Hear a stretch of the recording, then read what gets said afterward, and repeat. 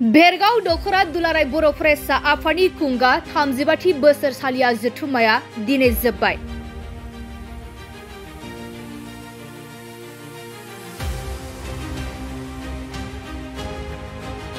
उदालगुरि जिल्लानि सिङाव थानाय थासबारि गामिनि गेलेग्रा फोथाराव साननैनि मेहेरगोनां हाबाफारिजों बेरगाव दखरा दुलाराय बर' फरायसा आफादनि खुंगा 35थि बोसोरसालिया जथुम्माया दिनै जोबनानै थांबाय।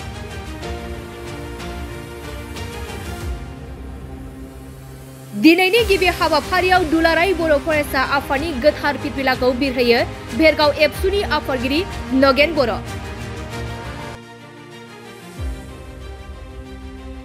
मुंख्लंफोरनिसिम गोसोखांना बिबार बावजेनो उदालगुरि जिल्ला एबसुनि लोगो आफादगिरि रबिन्द्र बर'। बड'फानिसिम बिबार बावजेनो रुनाल दैमारि। बेरगाव दखरा दुलाराय बर' फरायसा आफादनि खुंगा 35थि बोसोरसालिया जथुम्मानि हायुंसा खुगा लाइसिखौ बेखेवना होयो उदालगुरि जिल्ला बिजेपिनि नेहाथारि जौस्रां बर'। बेरगाव दखरा दुलाराय बर' फरायसा आफादनि खुंगा 35थि बोसोरसालिया जथुम्माखौ बेखेवना होयो उदालगुरि जिल्ला एबसुनि आफादगिरि कर्नेलियास दैमारि।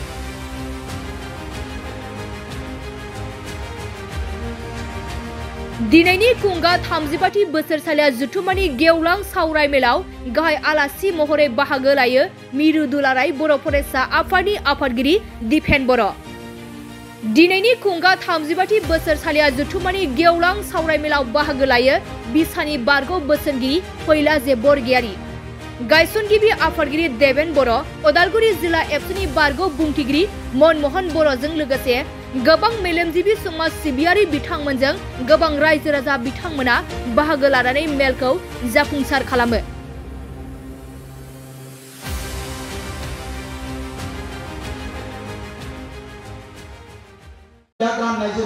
बेरगाव दखरा दुलाराय बर' फरायसा आफादनि जि जथुम्मा 35थि दिनै बे गेवलां मेल जिहेतु जोंनि मोनफ्रोमबो दखरा दालाइसा आरो जिल्ला आफादा आथिखालाव कनफारेन्स आरो कनभेनसन खुंगासिनो दङ। बे हाबाफारिनि गेजेरजों बर' आइ आफा रायजो राजाफ्रा दिनै जेरावबो बाहागो लादों। दुलाराय बर' फरायसा आफादा जिहेतु माहारिनि सिनस्रि आफाद, हारिनि लाइमोन युथ फर्स, बर' हारिखौ एम्पावार खालामनाय, समाज सोलोंथाइ रांखान्थि जोंनि सामाजिक आरो राजखान्थियारि गासै बिथिंखौ जोङो गोख्रोङै नोजोर होनानै दावगाहोनायानो जिहेतु एबसुनि गुबै जि थांखि आरो बेखायनो हारिखौ जेब्लाबो जोङो सांग्राङै आरो गोख्रोङै सक्तिशालि खालामना लाखिनांगौनि थाखाय बेबायदि जथुम्मानि गेजेरजों मोनसे एवारनेस केम्पेइन जायो आरो हारिनि आथिखाल आरो इयुन आरो थांनाय समाव हारिया बबे बबे थासारिजों जोङो आगान सुरबोखो बा बारबोखो, जोंनि खैदां खैफोद, जोंनि माने मोननाय गोमानाय, जोंनि दुखुनि सम, जोंनि सहायनांनाय आत्मबलिदाननि सम, बे समफोरखौ जोङो गोलाव सम बारबोबाय आरो इयुनाव गेरेमसा हारि दानांगौनि थाखाय बड'फानि जे सानथौ सानस्रि दङमोन आरो जोंनि आल्टिमेट थांखिसिम सहैनांगौनि थाखाय जोङो हाबा मावलांबावनांगोन। BSc मोननाय, BTC मोननाय, BTR मोननाय बे जोंनि मोनसे गौरबनि बाथ्रा। आत्मबलिदाननि गेजेरजों जोङो आत्ममर्यादा मोनबाय आरो बे मोनसे जोंनि केपिटेल। बेखौनो लानानै बर' हारि दानायनि गेजेरजों BTRआवनो जा, बर' कसारि ओनसोलावनो जा, आसाम आरो भारत नाङैनो बर' हारिखौ जोङो गोजौ मासियाव जौगाहोनांगोन। जोंनि राव थुनलाइ, जोंनि सोलोंथाइ, जोंनि हा हु गासै बिथिंजों खना बेखन होनानै जोङो खामानि मावलांगोन आरो बेखायनो आङो दिनै बयखौबो खावलायदों जे जातीयताबादनि जि जोंनि थै, जे जोंनि मोनसे आत्मबिश्वास, बे जातीयताबादि थैखौ जोङो गुसु जानो होनो हाया। जोङो आरोबाव जुजिलांबावनांगोन। जिखिनि जों मोनदों बेखौ जोङो मुल धन हिसाबै लानानै जोंनि हारि दानायनि थाखाय जोङो रेस, जि मोनसे कम्पिटिसन जि सोलियो मुलुगाव, बे रेसाव जोङो जेब्लाबो सिगां जाहैनांगोन। गोजोन्थों। बेरगाव दखरा दुलाराय बर' फरायसा आफादनि 35थि बोसोरसालिया जथुम्मा, बे जथुम्मानि नैबे गेवलां मेलाव जर'खा आलासि हिसाबै बाहागो लानानै रायजो राजाफोरजों माखासे खोथा सावरायलायनो मोननानै खोब गोजोननाय मोनदों। बेवहाय गाहाय आलासि महरै जोंनि दुलाराय बर' फरायसा आफादनि मानगोनां आफादगिरि बिथां दिपेन बर'आबो बाहागो लाफैदोंमोन। रायजो राजाफोरनि गेजेराव जोंहा जिहेतु माखासे समाज दानायनि जाथि दानायनि खोथा बुंनांगौ दङ। थ' बेफोरखौ नैबेफोरबायदि मिटिंनि गेजेरजों आंनोबो फंनैसो बुंनो होनायनि खाबु होनायनि थाखाय आङो भेरगाव दख'रा दुलाराय बर' फरायसा आफादनिसिम रोजा रोजा साबायखर बावहरदों। दिनै जोंनि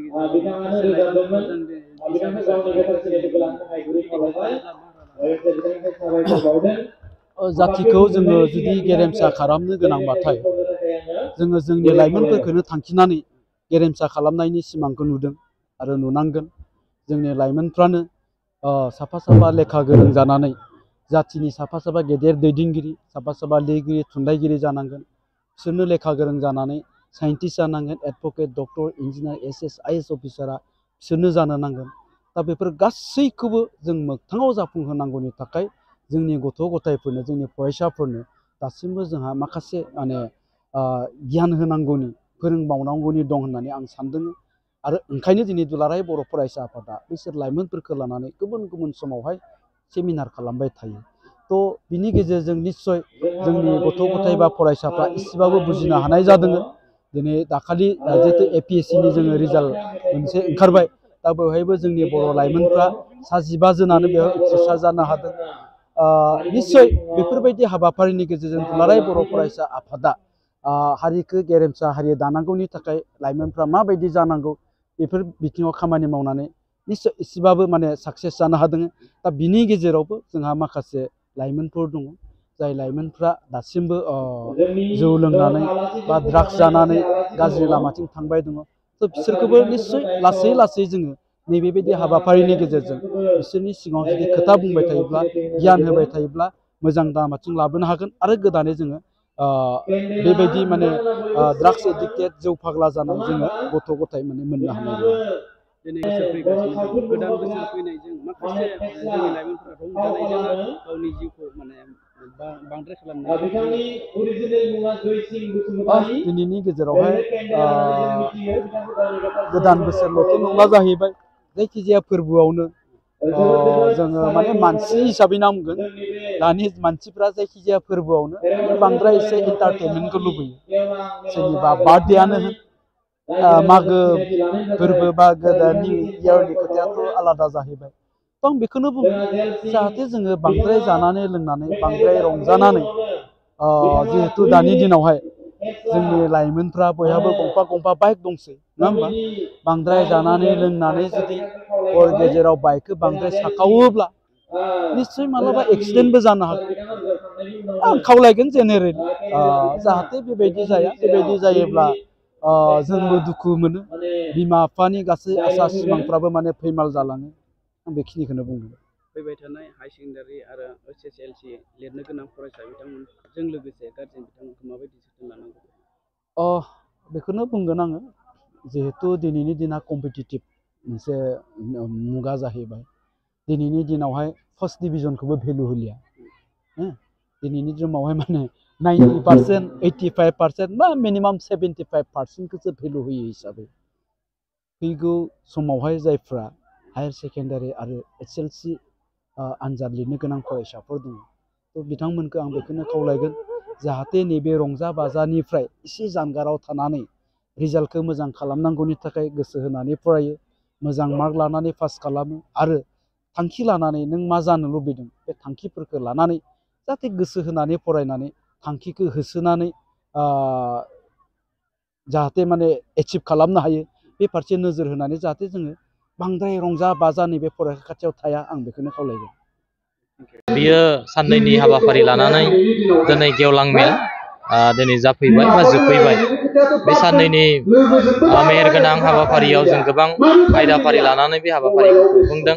आरो दिनैनि बे गेवलां मेलाव जोङो गाहाय सावरायगिरि आलासि महरै दुलाराय बर' फरायसा आफादनि आफादगिरि सार दिपेन बर' बिथांखौ हांख्रायदोंमोन। बिथाङा हांख्रायनाय लेखायै बाहागो लाफैदों आरो रायजो राजाजों गोबां माने बर' माहारिनि आथिखालनि थासारिनि सायाव बिथाङा गुवारै सावरायलांदों।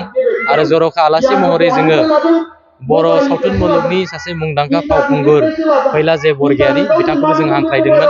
बिथाङाबो जोंनि गेजेराव फैनानै गोबां माने रायजो राजाजों बेसेन गोसा बाथ्राफोरखौ सावरायलांदों।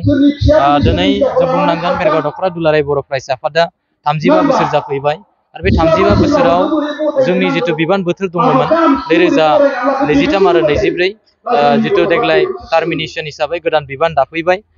बिनोद बसुमतारी बिथांखौ आफादगिरि हिसाबै जोङो सायख'ना लानो हादों आरो बिरसुला दैमारि बिथांखौ गाहाय नेहाथारि हिसाबै जोङो मोननो हादों।